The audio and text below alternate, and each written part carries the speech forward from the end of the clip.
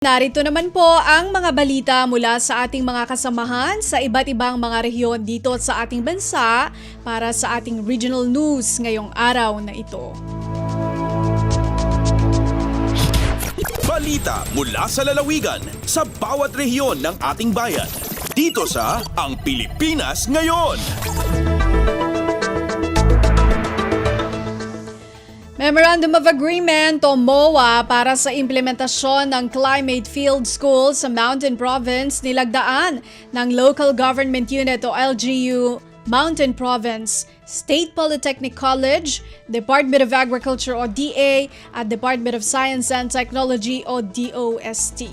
Si Donna Cawiz-Balyo mula RP Bontoc sa balita.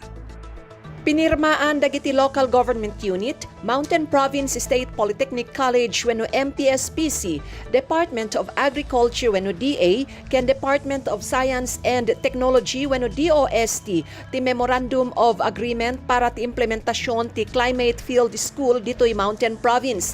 Ti Climate Field School ket maipatakder iti MPSPC College of Agriculture sa Jai Bakari, Paracelis. Sigon kani Local Disaster Risk Reduction and Management Officer Ayan Neil Kulalad, ti pasilidad ket may sa proyekto ti provincial government nga ipatungpal ti Mountain Province Disaster Risk Reduction and Management Council apondoan ti People's Survival Fund iti nasrok 271 million pesos ken adamat counterpart ti provincial government nga 48 million pesos. Panggap ti proyekto amang tulong kadagiti mannalon, fisherfolk ken estudyante. Mang patebkermet daytoy iti advokasya maipapan iti climate change adaptation ken agrikultura. Babaan ditoy manamnama mapatebker ti modernisasyon ti agrikultura iti rehiyon Cordillera ken sa Cagayan Valley. Suportado daytoy dagiti local chief executives ti probinsya agraman MPSPC, DA ken DOST. Narpos na Bontoc sa On and Donna Cawiz-Balyo para sa Radyo Pilipinas World Service. Balita mula sa lalawigan sa bawat rehiyon ng ating bayan. Dito sa Ang Pilipinas Ngayon. Maraming salamat, Donna Cawiz-Balyo. Kalinga State University graduates mula 2022 hanggang 2024 na piling benepisyaryo ng Kalahi Seeds Cash for Work program ng Department of Social Welfare and Development o DSWD. Ang detalye mula kay Amelia Bumatnong ng RP Tabuk. Limagasot a graduates ti Kalinga State University manipot 2022 ingana 2024 ti mabenepisyaran babaon ti kapit bisig laban sa kahirapan comprehensive and integrated delivery of social services wenno Kalahi Seeds Cash for Work program ti Department of Social Welfare and Development. Ti pondo na daytoy ket nagapu iti opisina ni Senator Amy Marcos. Gandat iti nasao programa a suportaran dagiti college graduates para iti kasapulan da pinansyal babaon iti panagtrabaho wenno serbisyo. Malaksid iti employment opportunities makatulong daytoy para iti masakbayan da propesyon uno career. Dagiti napili ang benepisyaryo ket agtrabaho iti 3 a bulan kadagiti opisina iti LGUs ken national line agencies ti Kalinga. Ti sweldo dagitoy ket base iti minimum wage iti rehiyon a 430 pesos kada aldaw. May naigiti daytoy na isayangkat iti orientation da ijay Kalinga State University di napalabas alawas ngay natendaran dagiti opisyalis ti probinsya, SWAD, DSWD, DOL Kalinga ken dagiti staff iti universidad ngay dolwan ni KSU President Eduardo T. Bagtang. Kabayatan na iti mensahe dagiti nagsao, inyubkas da iti panagyaman kini Senator Amy Marcos gapu iti inisyatiba na maipaay iti tulong ken suporta babaan iti programa ti DSWD. Manipod DZRK Tabuk, Amelia Bumatnong para iti Radyo Pilipinas World Service. Balita mula sa lalawigan sa bawat rehiyon ng ating bayan. Dito sa Ang Pilipinas Ngayon. Maraming salamat kay Amelia Bumatnong. Simulation exercise para sa camp coordination at management at internally displaced person protection isinagawa ng Department of Social Welfare and Development o DSWD Region 1 sa Manawag, Pangasinan. Magbabalita si Verna Beltran ng RP Dagupan.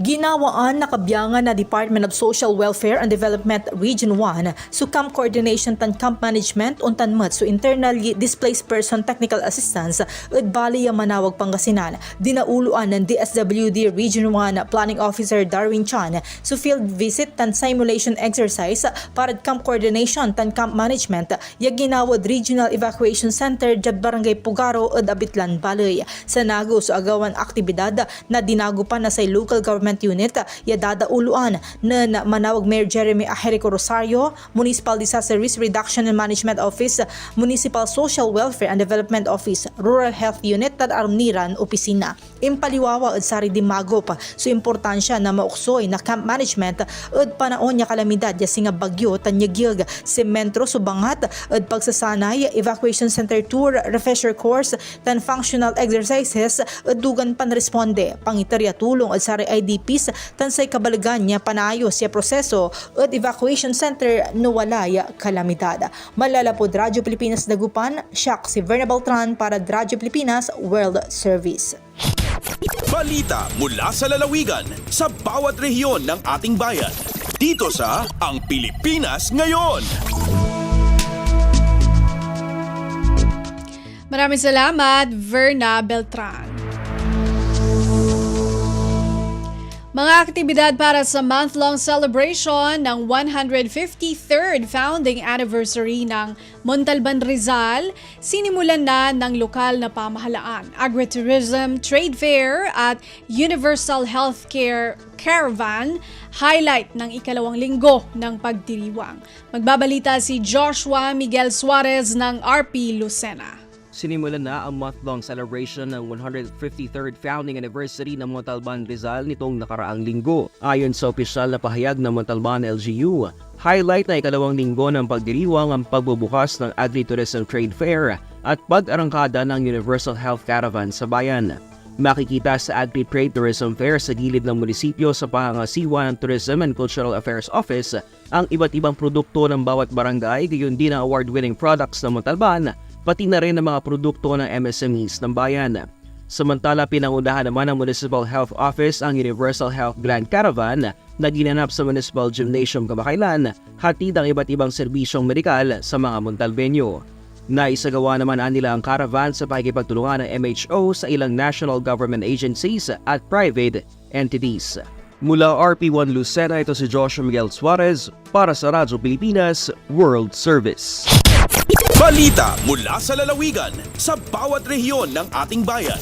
Dito sa Ang Pilipinas Ngayon.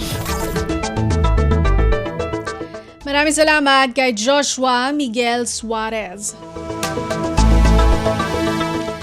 Palarong Panlalawigan 2024 sa Palawan, dadaluhan ng lahat ng bayan kabilang na ang munisipyo ng Kalayaan. Narito si Gudi Sarsagat ng RP Palawan. Mag-aireg ang tanang 23 nga lansangan o munisipyo ang Palawan sa mamanebong Palarong Panlalawigan impisa Abril 14 tingka 19 dading dagon. Mako ni Palawan DepEd spokesperson Grace Estefano, mag-aabot sa 12 karibo ang isasarigang mag-aireg sa panlalawigang Palaro nga diya. Pinakamatamang atleta nga mapakon sa pakarawat ay alin sa munisipyo ang Brooks Point, munisipyo ang nara nga duto matatabo ang ikukong pakarawat. Sasarigan ang rakia ang ginto medalya magiging basihan sa idideklarang kampiyon take it all da sa mga makatabid sa pangrehiyong pakarawat. Sasarigan dading Domingo nga mag-aimpesaran nga mag-aabot ang mga delegasyon alin sa nara nga sa Ampir ang sur ang probinsya. Alin digi sa siyudad ang Puerto Princesa sa Palawan, Gudi Sarsagat para sa Radyo Pilipinas World Service. Balita mula sa lalawigan sa bawat rehiyon ng ating bayan. Dito sa Ang Pilipinas Ngayon. Maraming salamat, Gudi Sarsagat. 700 na mga senior citizens mula sa munisipalidad ng Pagsanghan, Samar nakatanggap ng social pension payout mula sa Department of Social Welfare and Development o DSWD. Mula RP Calbayog, mag-uulat si Charmaine Perito. Maabot 709 nga mga lolo ug lola nga regular nga mga benepisyaryo sa DSWD Social Pension Program sa bungtusang pagsanghan summer ay nakakarawat 1,000 pesos kada bulan nga stipend o 6,000 pesos para sa unang nga semestre sa tuig 2024. Sa kabugusan, matotal 4,254,000 pesos ang pondo nga gindistribuer sa munisipyo pinaagi sa transfer of fund modality. Ang pagkami nilang puson sa payout, ang nahimo pinaagi sa koordinasyon sa butnga sa DSWD Field Office 8 o gobyerno lokal sa pagsanghan pinaagi sa Municipal Social Welfare and Development Office o Office of the Senior Citizens Association. Base sa datos sa DSWD Eastern Visayas, ang LGU pagsanghan ang pinakauna nga munisipyo nga nagdumara social pension payout sa bugos nga Rehiyon 8 yan nga tuig 2024. Para sa Radyo Pilipinas Kalbayog, Charmaine Perito, nagbabalita. Balita mula sa lalawigan sa bawat rehiyon ng ating bayan. Dito sa Ang Pilipinas Ngayon. Maraming salamat kay Charmaine Perito. Philippine National Police o PNP Surigao del Sur walang humpay ang kampanya kontra iligal na droga. Magbabalita si Nerissa Espinosa ng RP Tandag. Padayon ng kampanya sa mga kapulisan sa Surigao del Sur Police Provincial Office sa pagpamuno ni Police Colonel Harry Domingo, ang Provincial Director, kontra iligal nga droga. Sa impormasyon nga gipagawas ni ini, kabahin sa ilang mga tinguha maong pagpanghatag og mga leaflets nga adunay mga impormasyon sa dili maayong epekto sa droga. Samtang anaa usab ang pagpahigayon og forum sa nagkadaiyang mga lokal nga panggamhanan. Ingon man ang mas gipanghingusgan pa nga buy-bust operations nila di nagresulta sa pagkasikop sa mga suspetsado gikan sa Bislig City, sa lungsod sa Caguait ug dinhi sa Tandag City, kundiin mukabat sa 68,000 ka pesos nga kantidad sa gidudahang shabu ang nakumpiskar. Kalabot niini gipamahayag ni Colonel Domingo nga magpadayon ang ilang kampanya dili lamang sa iligal nga droga apan sa tanang klase sa kriminalidad dinhi sa probinsya. Gikan sa RP Tandag kini si Nerissa Espinosa alang sa Radyo Pilipinas World Service. Balita mula sa lalawigan sa bawat rehiyon ng ating bayan. Dito sa Ang Pilipinas Ngayon. Maraming salamat kay Nerissa Espinosa. Mga barangay sa Sulu aktibong nakikiisa sa Measles Outbreak Response Immunization o MORI ng Ministry of Health Sulu. Narito ang ulat ni Eloisa Muhammad ng RP Holo. Masimpang hambuki sa mga barangay local government unit duwing bahagi sin lupa so gapya pa bihaon Measles Outbreak Response Immunization na tawa MORI sin Ministry of Health. Habay tayo Dato Fershada Kiram, barangay chairman si Mo Bupati Sulu, baranya pag-abi-abiho ni mga maasa na kauman nila in palanggitan na awal sampal ima kaanakan. Sin ni mabayhang kapito na timos doon na maubu in paglanggit awal sampal sin nga Rural Health Unit Patikul amon nabayta niya mawanos da isabi nagpakagwa. Salta ang da isab na timutog vaccinator doon kanila. Habiyaon bunal ang mga nagkalista piyagkugdan sin sampal doon ha maubu inut-inut na ni Kimu iwan wayron na active case. Bang tumtumon pitsyambok simbulan April timag na in MORI haduhaing-duhaing bahagi simbang sa Moro Region. Maksud mapupuin pagsaplag sin sakit sampal. Giuon tumugtog adlaw yan sumuka masira in paglanggit pakaniya health station.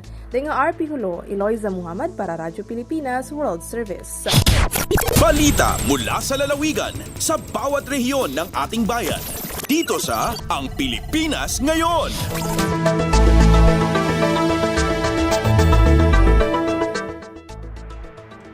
Maraming salamat, Eloisa Muhammad. Narinig po ninyo ang kabuuan ng mga balita mula po sa iba't ibang lalawigan dito sa Pilipinas sa pamamagitan po ng ating regional news.